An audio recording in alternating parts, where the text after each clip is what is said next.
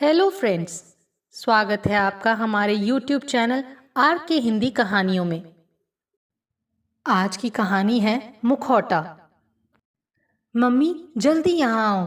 अपनी बहू शिखा की ऊंची आवाज़ सुनकर आरती तेजी से चलती रसोई में पहुंची। क्या हुआ है, ये सवाल पूछते हुए उनका दिल तेजी से धड़क रहा था। बेसन में नमक मिर्च और दूसरे मसाले कितने कितने डालूं, बस यही जानने के लिए तुमने इतनी जोर से चलाकर मुझे बुलाया है। क्या मैं बहुत जोर से चिल्लाई थी? शिखा शर्मिंदा सी नजर आने लगी। मुझे तो ऐसा ही लगा था जैसे तुम किसी बड़ी मुसीबत में फंस गई होगी। आरती नाराज हो उठी। I am sorry mummy. Shikha फौरन उनके गले लग गई। छोटी छोटी बातों से घबराकर अपना आत्मविश्वास क्यों खो देती हो बहू? अरे अगले सप्ताह तुम्हारी शादी को पूरा 1 साल हो जाएगा। घर के बहुत से काम तुमने सीख लिए हैं, उन्हें बिना किसी की सहायता से अपने आप करने की आदत डालो। आरती ने नाराजगी भुलाकर उसे प्यार से समझाया। आप या सौम्या दीदी साथ में खड़ी रहती हो तो मेरा आत्मविश्वास बना रहता है। आप दोनों से तो मुझे अभी बहुत कुछ सीखना है। मैं साथ में खड़ी हूँ, पर सारे मसाले अपने हाथ से बेसन में तुम ही डालो। आज तारीफ करवाने लायक पकौड़े सबको खिलाओ। जी। शिखा छोटी बच्ची जैसे अंदाज में बोली, फिर काम में जुट गई। शिखा के ससुर उमाकांत, ननद सौम्या और पति समीर को आरती ने ड्राइंग रूम में 10 मिनट बाद जब अपनी बहू के चिल्लाकर उन्हें बुलाने का कारण बताया तो तीनों हंस पड़े। घर के कामों में तो बहू ढीली है, पर जोश की कोई कमी नहीं है उसमें। हम में से कोई भी अभी तक नहाया भी नहीं और वो नहा धोकर पकौड़े बना रही है। उमाकांत ने अपनी बहू की एक तरह से तारीफ की। शिखा टेंशन में जल्दी आ जाती है पापा। मैं तो कभी कभी सोचता हूँ कि ऑफिस में उसका काम कैसे चलता होगा। समीर ने हैरानी प्रकट की। भाभी की गजब की सुंदरता उन्हें हर तरह की परेशानी में फंसने से बचा लेती होगी भैया। उनकी हेल्प करने को तो पूरा ऑफिस सदा तैयार रहता होगा। सौम्या के इस मजाक पर उन सभी के ठहाके कमरे में गूंज उठे। पापा, उसे टीवी का रिमोट तक तो ढंग से चलाना नहीं आता। पता नहीं कंप्यूटर के सामने बैठकर वो कैसे कैसे बेढंगी गलतियां करती होगी। समीर बोला, ये हैरानी की बात नहीं है कि हम भाभी के ऑफिस के किसी भी सहयोगी को नहीं जानते हैं। आज तक इसके ऑफिस के किसी भी व्यक्ति ने हमारे घर में कदम तक नहीं रखा है। सौम्या की इस बात को सुनने के बाद वो सभी हैरान नजर आने लगे थे। मैं भी आज तक 1 या 2 बार ही इसके ऑफिस गया हूँ। वैसे हम उन लोगों से नहीं मिलते हैं, ये अच्छी बात है। समीर की आंखों में शरारती चमक उभरी। ये अच्छी बात क्यों है? सौम्या ने उत्सुकता दिखाई। वो जब शिखा के काम की कमियों और उसकी नासमझी दर्शाने वाले किस्से सुना सुनाकर हमारे कान पका देंगे, तब क्या होगा? समीर के इस मजाक पर वो सब खुलकर हंस नहीं पाए, क्योंकि गरम गरम पकौड़े लेकर शिखा वहां पहुंच गई थी। मेरे ऑफिस के बारे में बात चल रही थी क्या? पकौड़ों की प्लेट मेज पर रखकर शिखा ने मुस्कुराते हुए सवाल पूछा। हाँ, बात तो हम तुम्हारे ऑफिस वालों के बारे में ही कर रहे थे। समीर ने गंभीर होते हुए जवाब दिया। क्या बातें कर रहे थे? यही कि वो लोग कितने खुश होंगे कि तुम उन सब के साथ काम करती हो। तुम्हारी मौजूदगी के कारण हर सहयोगी को कितना अलर्ट रहना पड़ता होगा। अलर्ट तो वाकई रहना पड़ता होगा भैया। वो कहावत सुनी है क्या आपने?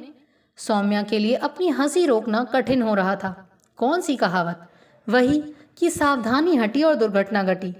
उन सब की हंसी का बुरा ना मानते हुए शिखा ने मुस्कुराते हुए कहा, मेरी टांग खींचने के साथ साथ पकौड़ों का आनंद भी लेते रहें प्लीज।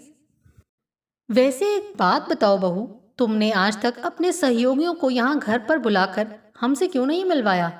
उमाकांत ने बातचीत का विषय बदलने की समझदारी दिखाई। पापा, कभी ऐसा कोई मौका ही नहीं आया, तो अब आ रहा है मौका। समीर, अपनी शादी की पहली एनिवर्सरी के मौके पर तुम इसके विभाग के सभी सहयोगियों को यहाँ दावत दो। ठीक है पापा, हमारे ये जीनियस जिन लोगों के साथ काम करती है उनसे मिलने का वक्त अब आ ही गया है। समीर के इस मजाक पर अन्य लोगों के साथ शिखा भी हंसी, पर उसकी आंखों में हल्की सी चिंता के भाव भी उभरे, जिन्हें कोई समझ नहीं पाया। एनिवर्सरी वाले दिन रसोई में शिखा ने अपनी सास और ननद के हाथ पैर अपनी चिंता के कारण फुला दिए।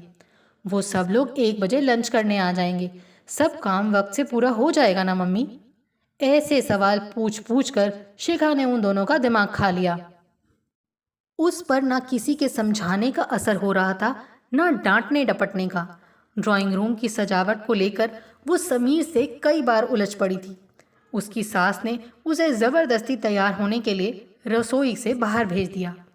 सज धज कर शिखा जब सही वक्त पर ड्राइंग रूम में पहुंची तो उसके ऑफिस के सहयोगी और घर वाले उसे देखते ही रह गए। उसका रूप लावण्य इस वक्त किसी फिल्म अभिनेत्री को भी मात कर रहा था।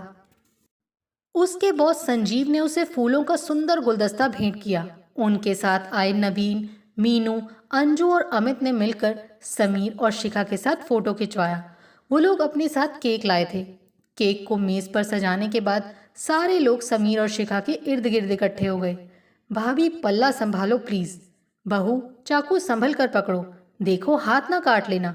और बहू मेज से जरा दूर रहो, ठोकर लग गई तो सब प्लेटें फर्श पर गिर जाएंगी। शिखा के घर वाले उसको लगातार हिदायतें देकर कभी हंस पड़ते तो कभी फिक्रमंद नजर आने लगते। केक खाते हुए उमाकांत ने संजीव को सहज भाव से मुस्कुराते हुए बताया, हमारी बहू हम सबकी बड़ी लाडली है, पर कभी कभी ये जोश में होश खो बैठती है।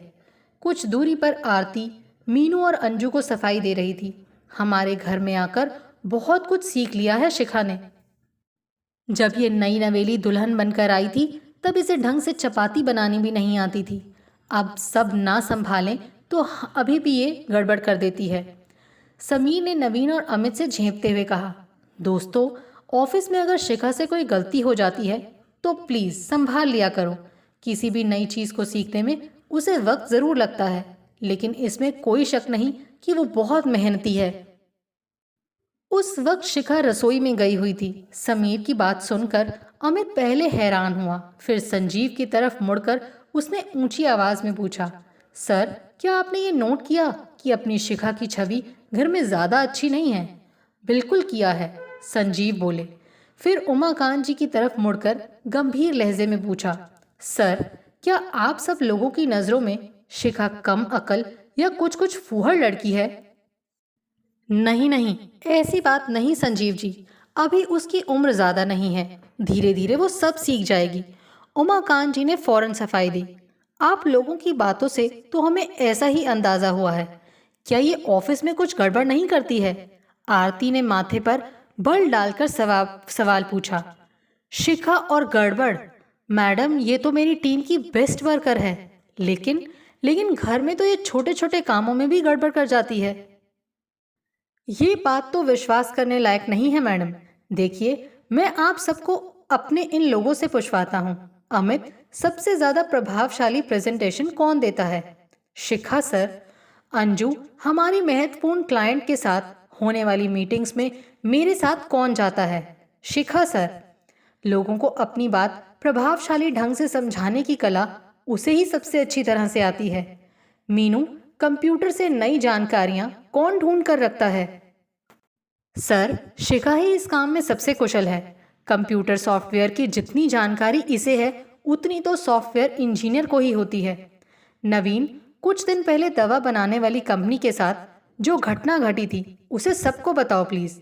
उस कंपनी ने अपनी एक दर्द निवारक गोली को मार्केट में बेचने की जिम्मेदारी हमारी शिखा को देने के लिए एक प्रेजेंटेशन का आयोजन किया था। उसका दावा ये था कि उस गोली में दर्द कम करने के साथ साथ दर्द के कारण मरीज के अंदर पैदा हुए टेंशन को कम करने की दवा भी मिली हुई है। उस कंपनी का प्रतिनिधि उस गोली की बड़ाई बड़े उत्साह से कर रहा था कि तभी शिखा ने ऊंची आवाज में कहा कि ये गोली जिस मरीज ने खाई उसे दर्द से पक्का छुटकारा यकीनन मिल जाएगा, क्योंकि दर्द महसूस करने के लिए वो जिंदा ही नहीं बचेगा। आप किस आधार पर ये आरोप लगा रही हैं मैडम? उस अचंभित प्रतिनिधि द्वारा पूछे गए इस सवाल के जवाब में शिखा ने पूरे आत्मविश्वास के साथ कहा, क्योंकि टेंशन कम करने वाली दवा की मान्य खुराक 0.5 मिलीग्राम है और आपकी टेबलेट में उस दवा की मात्रा 5 मिलीग्राम है, जो कि 10 गुना ज्यादा होने के कारण मरीज को गहरी बेहोशी में ले जाकर उसकी जान को ही खतरे में डाल देगी। उस प्रतिनिधि ने शिखा से बहस करनी चाहिए। पर उसकी एक नहीं चली, क्योंकि हमारी शिखा को उस दावे के सारे दुष्प्रभाव जबानी याद थे। तब मजबूरन उस कंपनी के चीफ केमिस्ट को सारी बात बताई गई। खोजबीन में ये तो साबित हो गया कि गोली में दवा की सही मात्रा है, पर टाइपिंग की गलती के कारण दवा की मात्रा 10 गुना ज़्यादा छप गई थी। चीफ केमिस्ट ने शिखा को फ़ोन करके माफ़ी मांगी और उसकी समझदारी व सतर्कता की खूब प्रशंसा भी की। हमारे एमडी ने हमारे विभाग में आकर जब शिखा की पीठ थपथपाई तो हम सब का सीना गर्व से तन गया था। उस घटना का ब्यौरा सुनाते सुनाते नवीन बहुत भावुक हो गया था। मेरे विभाग का सबसे ज़्यादा चमकता सितारा घर में बुद्धू और फूहड़ समझा जाता है। ये बात हमें बिल्कुल हजम नहीं हो रही है। संजीव सबसे ज़्यादा हैरान नजर आ रहे थे। घर का कोई सदस्य आगे अपनी प्रतिक्रिया व्यक्त कर पाता उससे पहले ही शिखा की आवाज़ सब तक पहुंची। सर, आप सब मेरी इतनी ज़्यादा बड़ाई करके क्यों मेरी टांग खींच रहे हैं? मैं कहाँ कुशल हूँ अपने ऑफिस के कामों में, और घर के कामों में तो मेरी समझ और भी कम है। मम्मी और दीदी की हेल्प ना हो तो खाना बनाने की बात तो दूर रही, मैं अकेली आज बना खाना सबको ढंग से खिला भी नहीं पाऊंगी। फिर ये कहते हुए आप दोनों मेरे साथ आओ ना। कहते हुए शिखा ने अपनी सास और ननद के हाथ पकड़े और उन्हें खींचती हुई रसोई की तरफ ले गई। वहां उपस्थित हर व्यक्ति की आंखों में इस वक्त हैरानी के भाव साफ नजर आ रहे थे। क्या शिखा सचमुच ऑफिस के काम में बहुत कुशल है? तो उसकी वो कार्यकुशलता घर के काम करते हुए कहाँ और क्यों खो जाती है? ये सवाल शिखा के पति, सास ससुर और ननद के लिए अचरज का कारण बना हुआ था। ऑफिस के हर काम में होशियार और काबिल शिखा की घर में इतनी छवि खराब कैसे हो सकती है? इस सवाल ने उसके बॉस और सहयोगियों को हैरान परेशान किया हुआ था। शिखा उनको चाह कर भी घर में नाकाबिलियत का मुखौटा पहनकर जीने का कारण नहीं बता सकती थी।